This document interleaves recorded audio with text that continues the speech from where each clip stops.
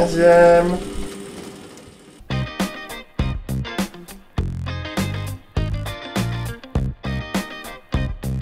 J'ai commencé dans le 13e il y a une dizaine d'années.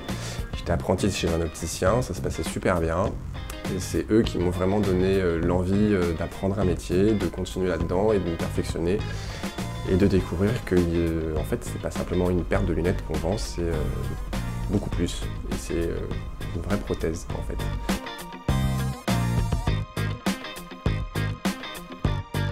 Le 13e, en fait, c'est un arrondissement qui est assez cosmopolite. Il y a de tout, en fait. Contrairement à certains arrondissements de Paris qui vont être plutôt, on va dire, chic. On va partir du côté du 16e, sans le nommer. Plutôt populaire, on va partir du côté plutôt de l'Est de Paris, sans trop les citer. Plutôt branché, bon chic, bon genre, plutôt dans le centre de Paris.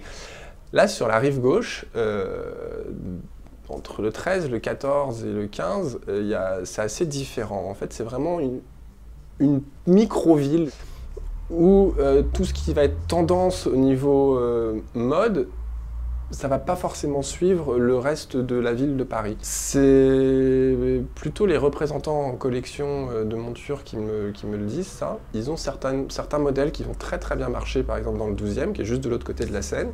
Et dès qu'ils arrivent dans le 13e, ils ne savent absolument pas ce qui va fonctionner. Justement parce que le 13e est trop cosmopolite pour eux. On ne sait pas ce qui va fonctionner à l'avance. C'est un petit laboratoire en fait, et du coup, à chaque fois, ils sont perdus sur leurs meilleures ventes, sur leur top collection, ce qu'ils appellent. Dans les représentants qui font toute la France, ils ont leur collection parisienne et leur collection province. Appliquée à Paris, en fait, il y a les collections parisiennes et la collection 13e.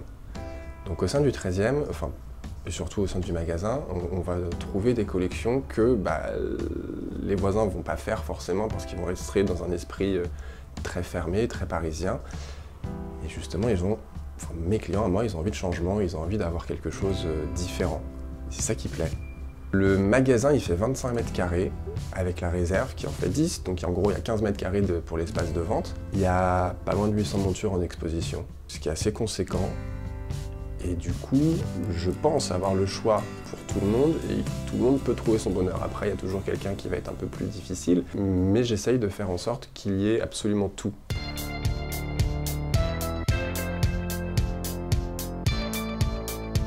Moi, ce qui m'intéresse, en plus, c'est l'histoire qui va avec la collection, l'histoire qui va avec la lunette.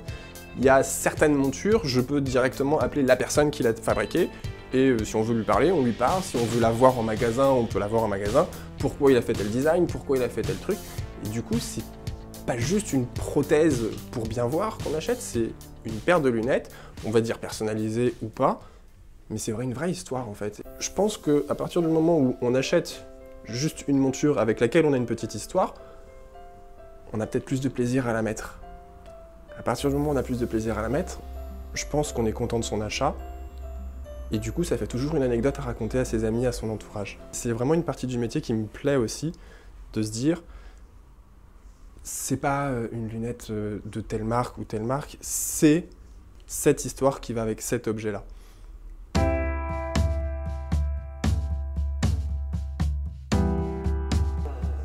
Il y en a une qui me fait extrêmement rire. Une paire de lunettes, en fait on peut la régler en différentes manières. Chèque, espèce, carte bleue ou alors un tiers payant, donc là c'est une mutuelle qui paye directement. Donc en espèces, généralement on paye, c'est en une seule fois. On donne l'argent, merci, au revoir. Et la personne me glisse très gentiment, si vous pouviez déposer les espèces en 3 fois à la banque, ça m'arrangerait. Mais moi je trouvais ça assez drôle, donc bien entendu oui, je déposerai vos espèces en 3 fois à la banque, vous inquiétez pas. Sinon les anecdotes après non, c'est toujours des belles rencontres et je pense que c'est ça qui fait la force d'un magasin de quartier. C'est que à chaque fois qu'on rentre, soit le discours est toujours le même, bonjour, merci, au revoir, une ordonnance, un problème de vue, il faut corriger, mais toutes les personnes sont vraiment différentes et au sein du magasin on prend son temps. Je suis pas pressé par le client qui vient après. Si j'ai quelqu'un en face de moi et que j'ai 4 personnes qui rentrent, c'est vraiment la personne en face de moi qui est importante. Et je crois que c'est pour ça que j'ai une très forte clientèle de quartier en fait. Et tous me le disent, chez vos confrères, on est oppressé. Pas ici. Donc ça me plaît. Beaucoup.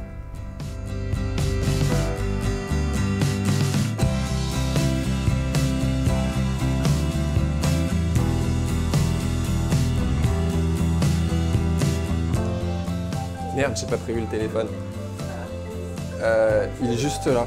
Bah attends, c'est parce que j'avais le micro en fait.